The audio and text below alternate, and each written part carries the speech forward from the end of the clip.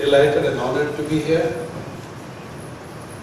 And both April 14 and December 6th are very important dates, especially where I live. Not very far from me is where a rally takes place on those two dates, which draws sometimes close to 5, 6, 7 lakh human beings, entirely unfunded by anybody, just coming on their own. I mean, it's very difficult to think which leader 50 years after his death commands that kind of respect. If you go to Shivaji Park, Dadar is full. Of course, the media cover it entirely as a nuisance to traffic. But we'll come to that in a moment. About the idea of the public intellectual, it's, 15 years ago, 20 years ago, when I used to be introduced as this public intellectual, I really used to wonder what that meant. I figured out, though, that it meant that the rest of them had been privatized.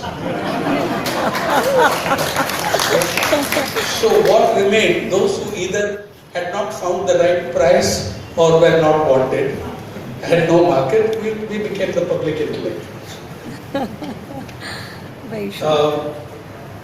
Apart from the significance of these dates, April and December, we are also meeting on a rather significant day. I don't know if many of you have seen the Indian Express expose today on 500 Indians, corporations, rich individuals having fake accounts offshored through a Panama-based company.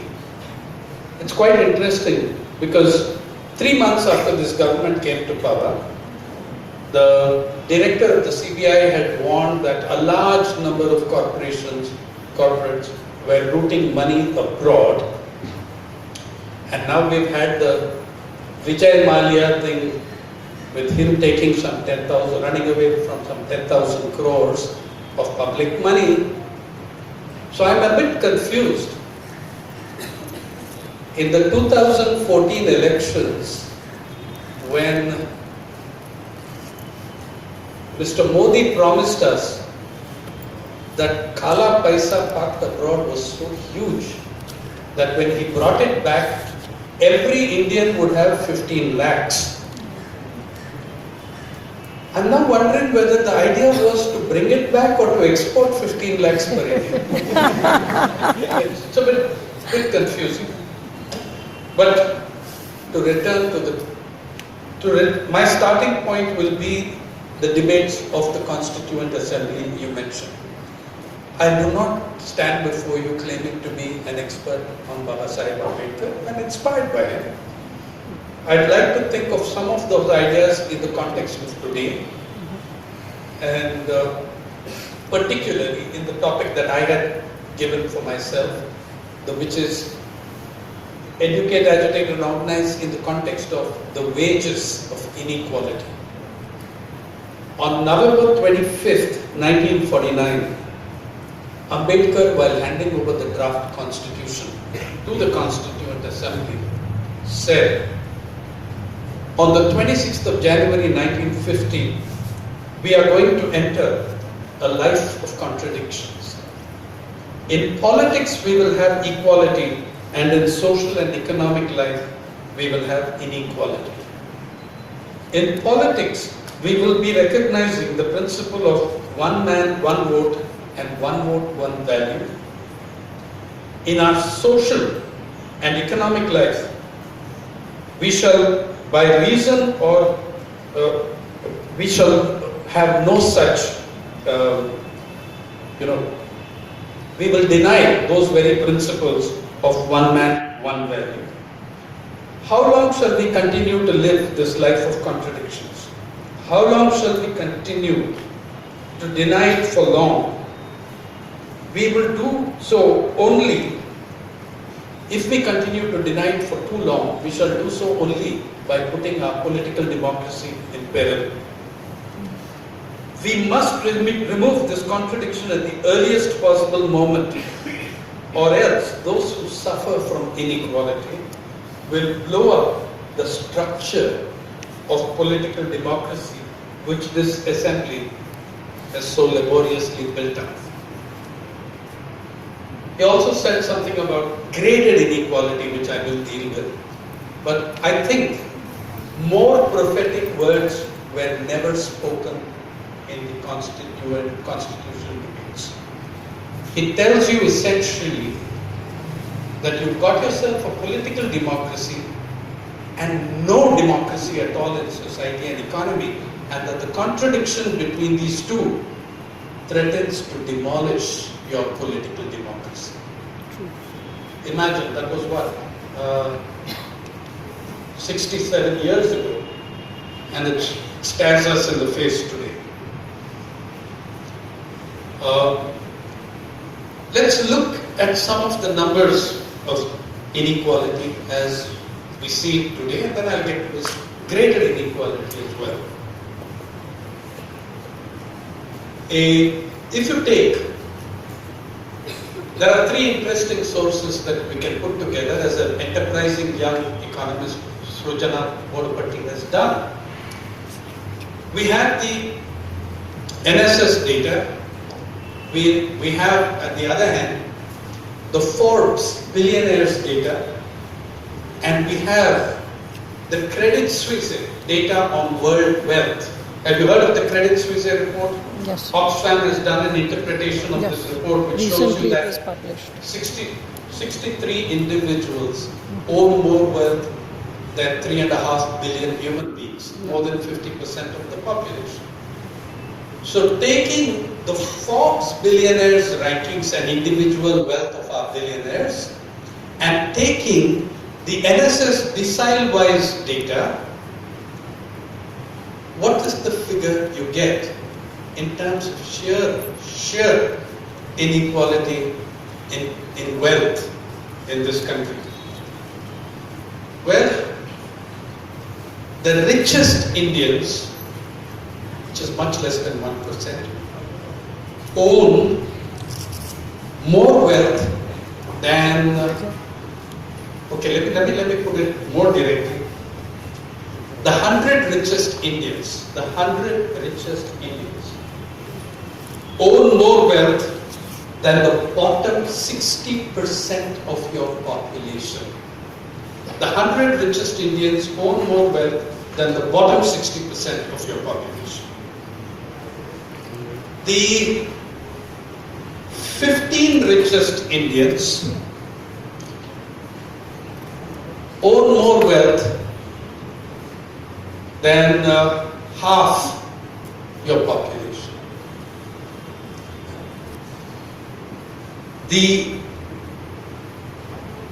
If you take that 100 richest, by the way, that works to about 2/3, but 15 own more than half.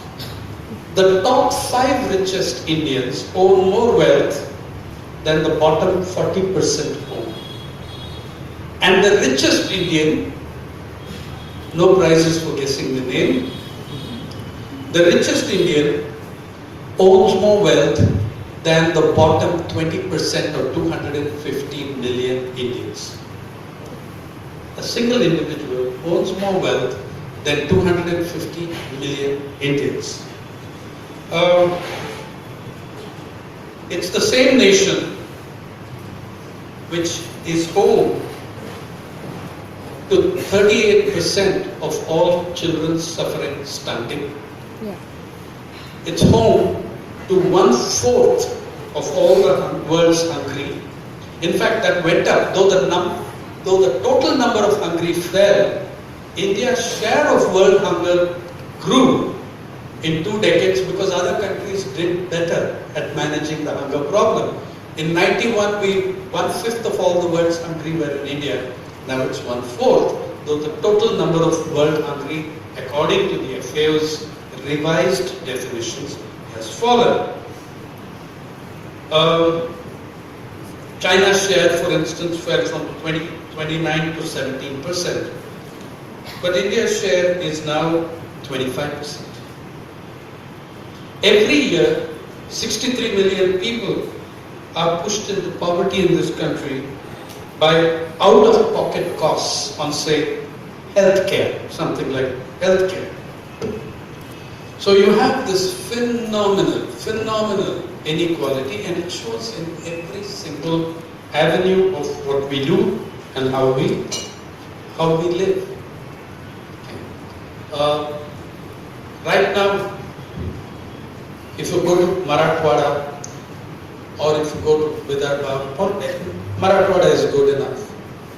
You can see that inequality starkly in terms of who gets the water. 3 towns, Mumbai, Pune and Thane, get 53% of Maharashtra's drinking water. Maharashtra is a state of 120 million people. 3 cities get 51% of Maharashtra's drinking water, and towns and cities, urban areas in Maharashtra, Maharashtra is 55% rural, 45% urban. Urban Maharashtra gets 400% more drinking water than rural Maharashtra gets. And these 3 districts of Mumbai, Pune and Thane take 51% of the total drinking water. So you have if you take out the rest of the water, Marathwada has 16% of the population and about 8% of the water. All the water, by the way, to these cities goes from rural areas. The catchment areas are all in the villages. The tanks, the reservoirs, they're all in rural areas, but the water goes to the cities. We're talking about domestic consumption water. I'm not talking about water for industry. I'm not talking about water for farming. That's different. Incidentally, the Lavasa holiday home, the dream child of Mr. Sharad Pawar, is authorized legally, though it is also in an area suffering serious scarcity, to hold at any time 0.87 TMC. In terms of liters, we're talking about billions of liters of water that India's first private hill resort is entitled to hold.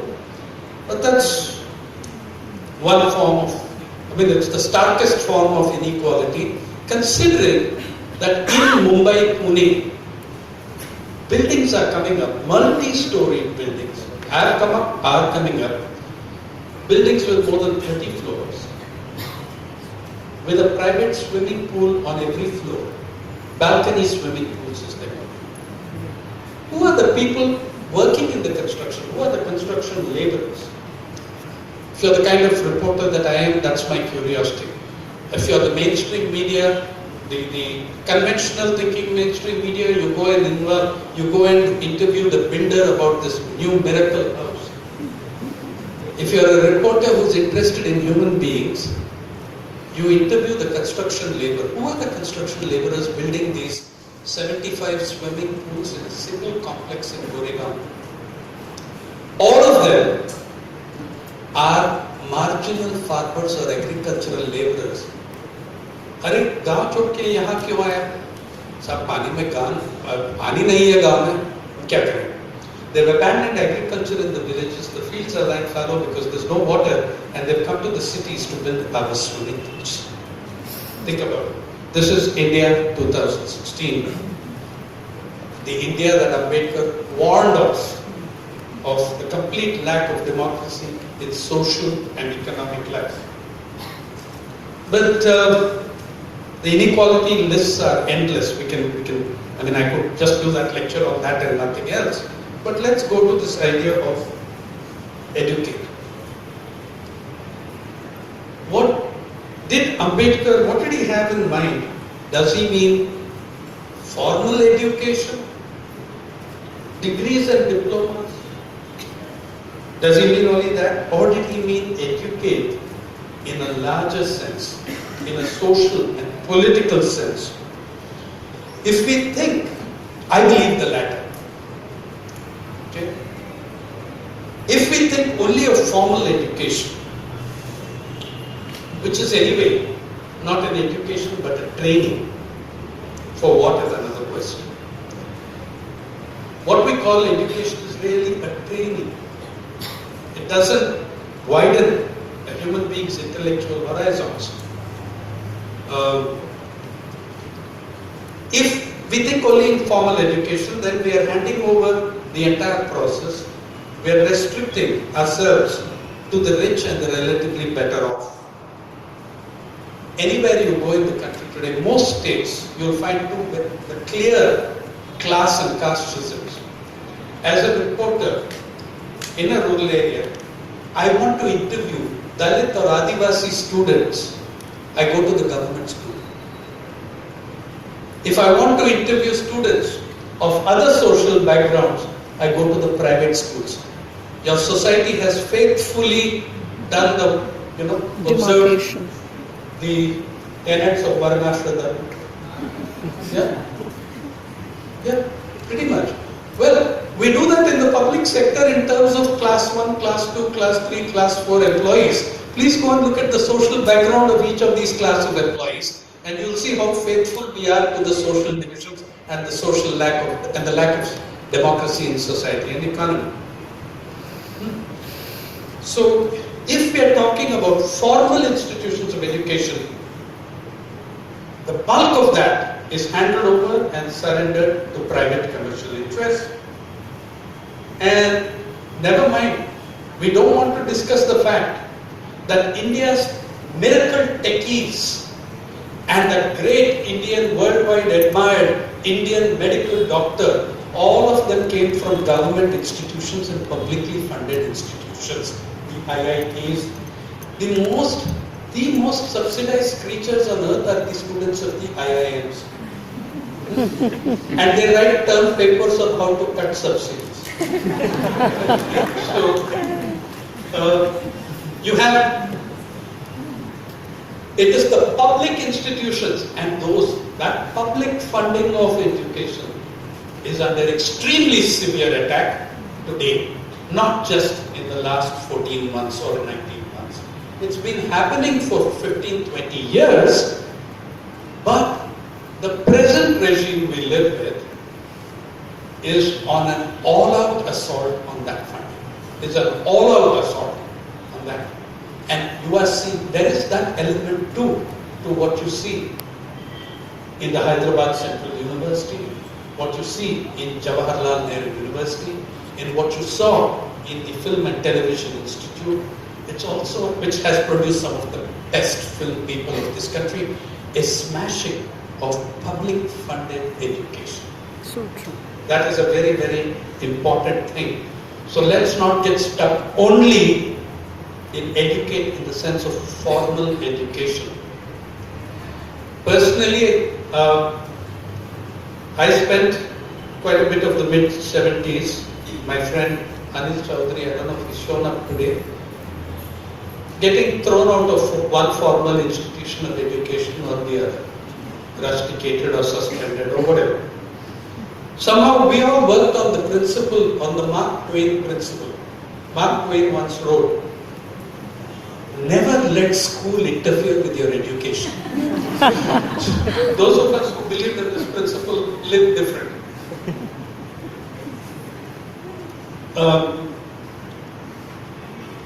Look at the scale of the problem before us and how this funding is going in terms of education. Census 2011 tells us 400 million Indians, what is that? 1/3 of your population, has never been to any educational institution at all. 400 million Indians as of 2011 had never been to any educational institution at all. Okay. Less than 1 out of 10 Indians is a graduate. Now the kind of things we are doing are ensuring that those 400 million, their children will also never go to any educational institution and certainly not to institutions of higher education. 3% of families in rural India can claim to have a graduate. The figures are much worse for scheduled castes and scheduled tribes. All this follows also what Ambedkar called graded inequality. In that debate and his advice to the communists and the socialists, one of the things he said is, it is not enough to say, I am for total equality. It means nothing. Are you going to take cognizance of the oppression of one class group by another class group? Are you going to stand up and challenge that? Are you going to fight it? Then we are talking about inequality, because in India, inequality is graded inequality, and it has the elements of caste to it, it has the elements of class to it, it has many elements to it. And here you are, 3% of rural families can claim to have a graduate. Remember, 400 million Indians, mainly rural, have never been inside an educational institution. Friends, that was the achievement of Rohit Vemuna. He came from that background. He came from those 400 million. He comes out of an area that I am familiar with in Guntur, which has significant vestiges of bonded labor, money lending, usury, bondage. He comes out of this background and comes on a general list to do his PhD at a central university. Yeah? And his fellowship is held back. You know, and not only is this action defended, but reconstructed on different campuses.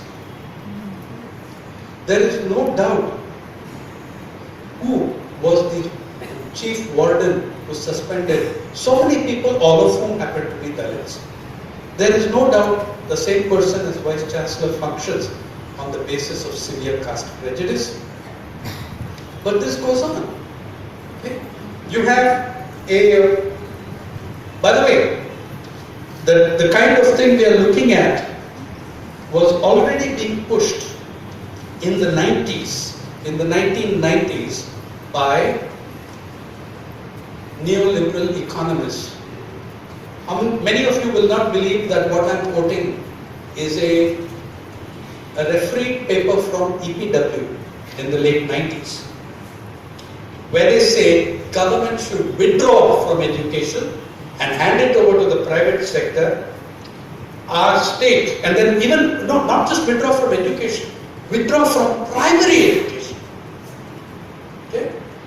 It says government should not meddle. Our state, the state, would give parents vouchers of rupees 100 per child per month.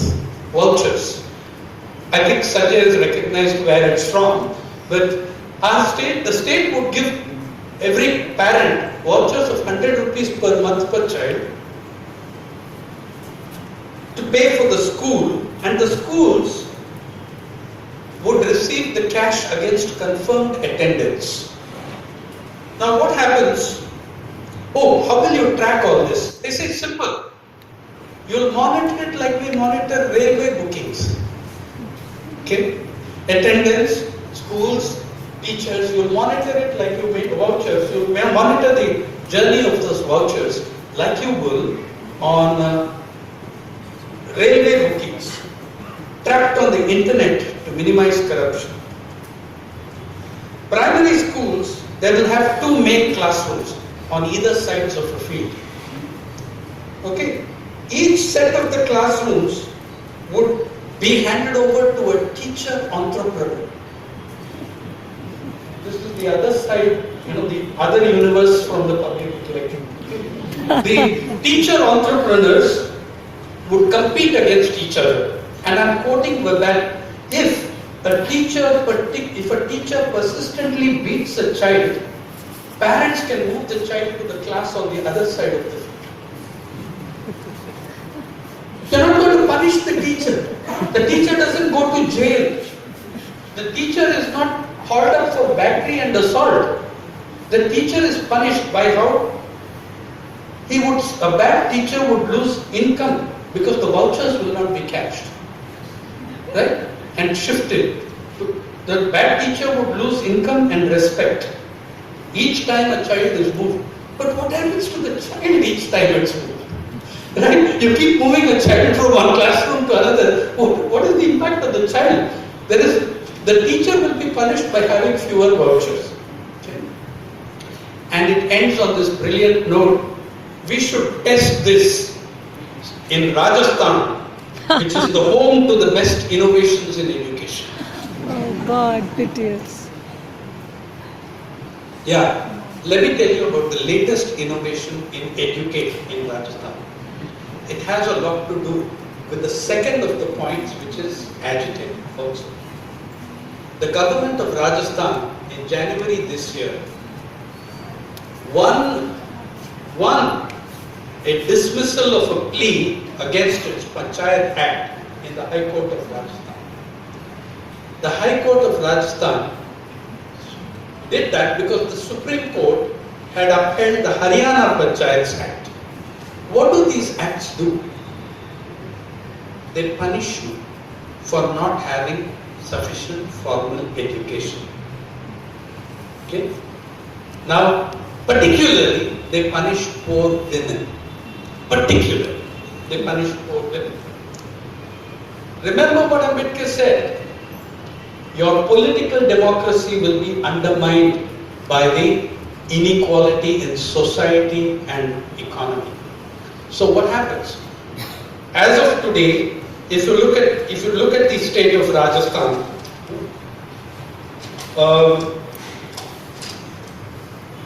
if you look at the state of Rajasthan, 90% of Dalit women are excluded, cannot contest panchayat elections. 90% of rural women, Dalit women in Rajasthan cannot contest elections. By the way, Rajasthan, home to our greatest innovations, the law means that 62% of men can also not contest elections in rural Rajasthan because the education levels are so poor. In Haryana, that is 68% of all Dalit women who are excluded from contesting the most basic units of the democratic apparatus. We are talking not about 10 or 20 people, we are talking about tens of millions of human beings, because the same damn act is being introduced in Gujarat, it's being introduced in Chhattisgarh, tens of millions of people for nowhere. And I will say this, that I don't know what the Supreme Court was thinking. It never said a word in its judgment of punishment or caution to the states that had failed to provide education to those women, but punishes the women for not being educated. Okay? You don't pull up the state, you don't pull up the government for failing in 67, 68 years to provide that education, which your constitution promised would be free and all, compulsory for all by to secondary level within 10 years of the adoption of the constitution. But it was that lack of democracy in society and economy that made that impossible.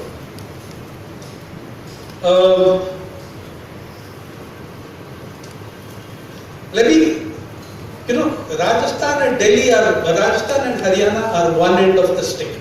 Let me come to our own beloved Delhi. One of the things that started happening from the 90s that I found fascinating, all these websites are bookmarked on my computer.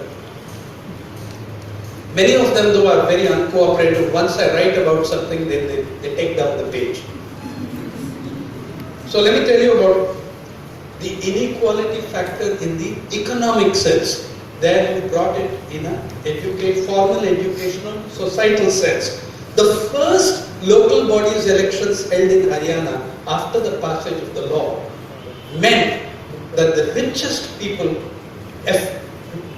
won the panchayat elections, many of them without contest, because there was only the rich have got that education to 8th standard and beyond. As you go up, you get graded. You know, Dalit women 5th standard, others 8th standard. I don't know if we extend that to parliament and cabinet, whether we would have an education minister. I mean, if you keep appointing a higher level of studies for each of these people, just look at who's being appointed in charge of those institutions, of the formal institutions. Right?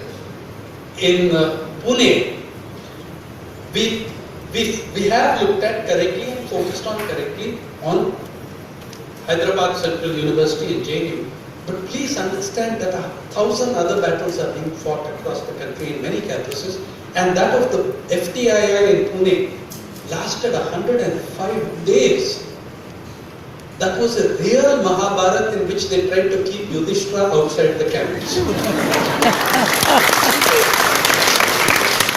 Now you see, if you know your Mahabharat as I do,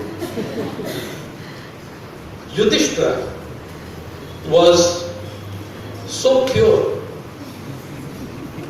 and because he never told a lie. By the way, he was heavily into drinking. He gambled. He was a terrible gambler. He gambled his wife away.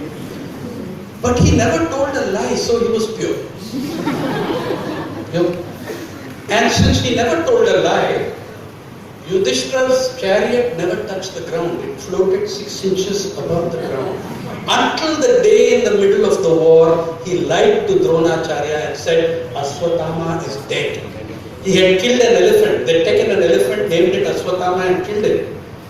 And then told Dronacharya, Aswatthama is dead, which turned the course of the war, as Drona was defeated, broken by the news. From that moment, the Mahabharata tells us, Yudhishthira's chariot touched the ground. This Yudhishthira's chariot never took off. And for 105 days, the wheels were mired in the mud. Right? I mean, but you have this sort of person. But I said, let me bring it back to Delhi. The economic inequalities. As neoliberalism took hold, as privatization, globalization, as each of these began to extract its toll on Indian society, new kinds of educational institutions have sprung up. Maharashtra is the home. Maharashtra, Karnataka, Andhra are the largest collection of education barons, as we call them. Patangrao Kadam, when he was education minister, I once wrote a story about him. He was the education minister and owned 55 private institutions, educational colleges, and 55 colleges and institutions in the state of Maharashtra. This is, mind you, 1993. And when I spoke to him at the time, he didn't know the names of half of them. I mean, how do you expect him to remember? Right? But he owned 55 and he was pretty happy to acknowledge that. He said it might have been, give or take or two, one or two colleges. But look at, from the mid-90s, late 90s, a new class of schools and colleges, or older schools and colleges began to change their entire ethos in the education. One is a wonderful school from Delhi. 2 of the 3 wonderful schools are from Delhi. And I must read you from their websites because they are so fascinating. One was the G.D. Goenka International School. I can see that some of you went to this school. And on its website it said, it promised parents to turn your children into a rounded global citizen. It said, to give them exposure to a globalized world. It would, in fact, the canteen would serve cuisines from different cuisines each day. One day Mexican, one day Chinese. They even found space to fit in Indian on one day. And anyway, and they said the meals will only be cooked in in olive oil, and only high quality mineral water would be used in anywhere where water was to be used. And anyway, I wrote about it, and that part of the thing disappeared from the menu. But there was still Sanskriti school, which you see is so elite at that time anyway, that you couldn't get in if you were the child of a minister of state. You had to be cabinet minister. And they had my favorite website. They won my favorite website board. It said, the chairperson of our board is whoever is the wife of the serving cabinet secretary. So I was excited. I wrote them a letter saying, this is terrific. This is this is radical. But I asked a question. I said, listen, what happens if the cabinet secretary is a woman?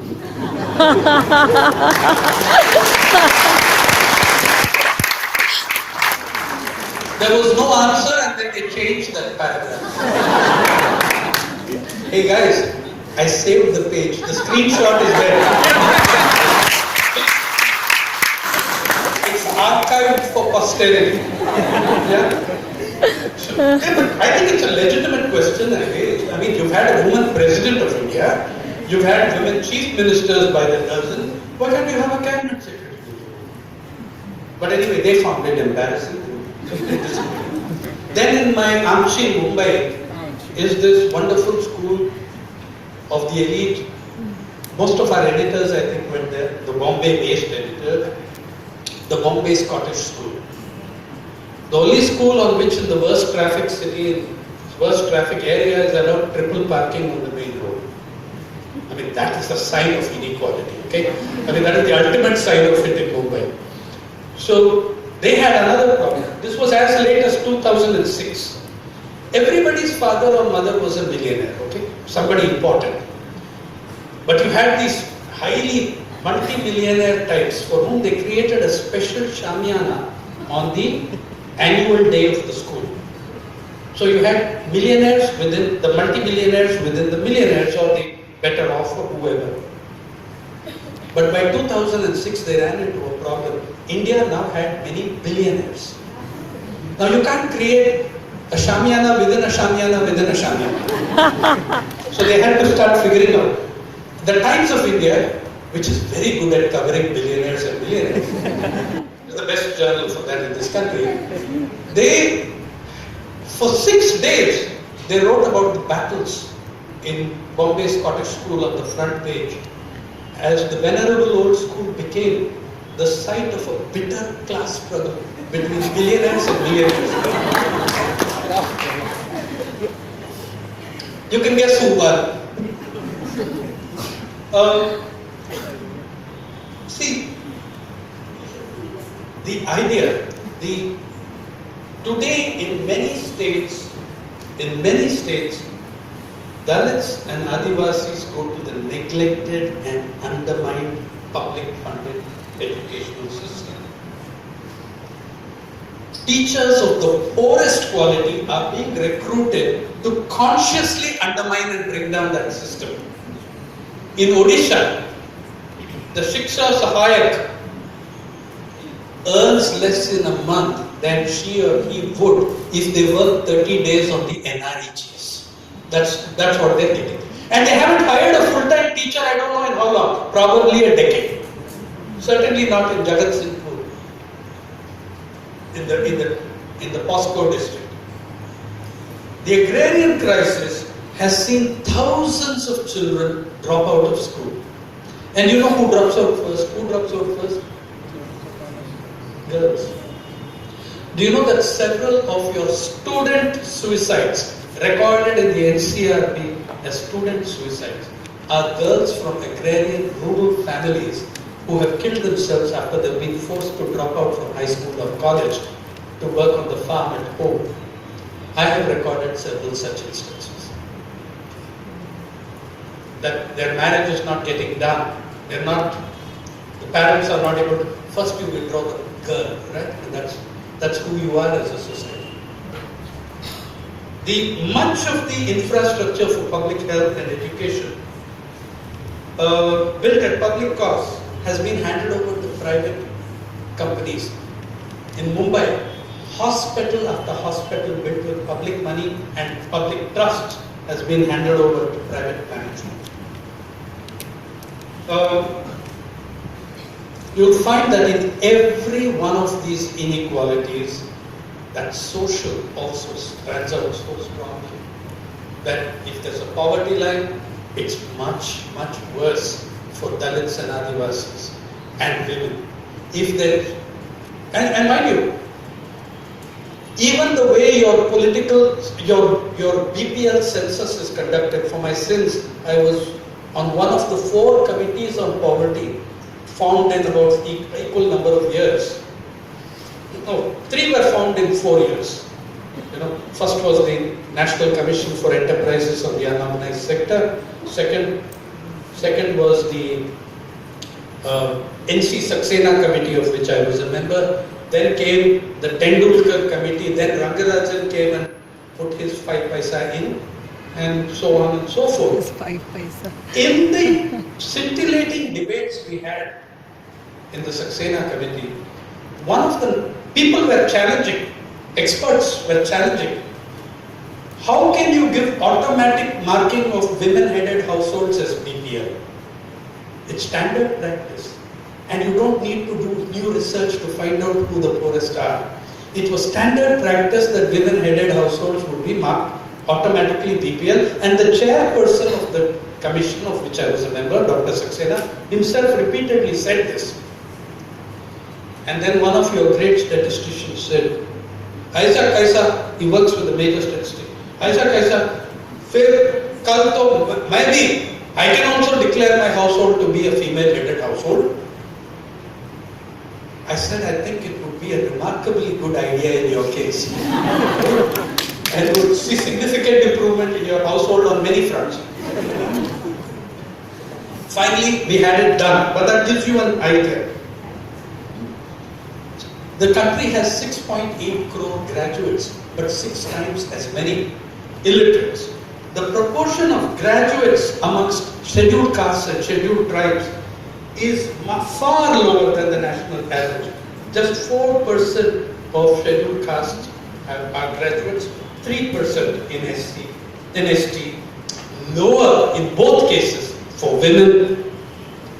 We need to educate ourselves on our society, on who we are, on where we are coming from, in order to understand how we get to where we want to go.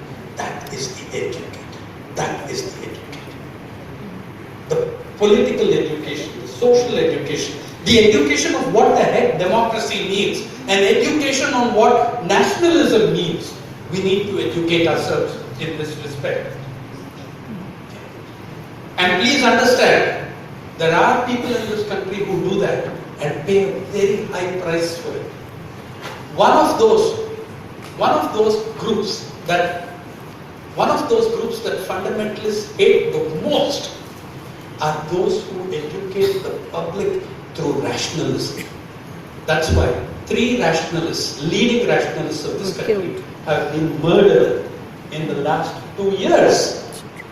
2 of whom I knew personally. Narendra Dabolkar and Comrade Govind Pansari. Kalburgi I knew of, I did not know him. Why is a rationalist so terrible? Because he educates the public directly. He stands against the superstition. She fights against ignorance. She or he tries to show the public that you are being gypped. There is something very special.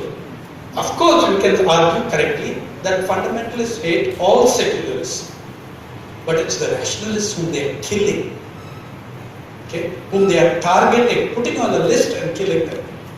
Because the rationalist hits the core of irrationality, hits that very core of irrationality that